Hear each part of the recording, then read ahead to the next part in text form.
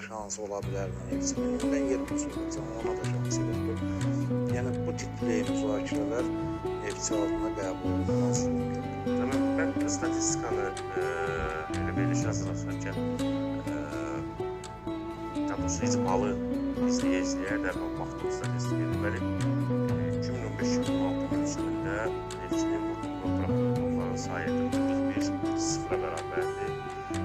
Saldo 2016-2017 mövsümündə mənfi 21-8 komandalı çempionatda Neftçi 7-ci ildən tutmuşdu.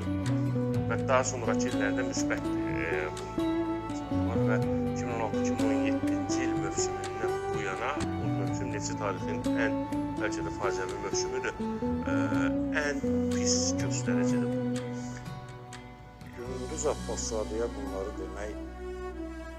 deməyə ehtiyac yoxdur. Çünki siz o komandanın bir parçası olmuşsunuz.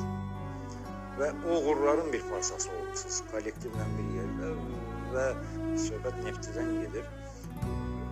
Mövsüm bitəcək, komanda dəyişməlidir, heyət dəyişməlidir, gələn legionerlər dəyişməlidir və bu illərdir davam olunur və sual verirəm, o legionerləri Neftçiyə gətirənlər nə vaxt dəyişiləcək?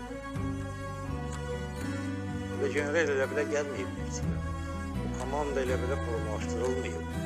Bəlli məsələ.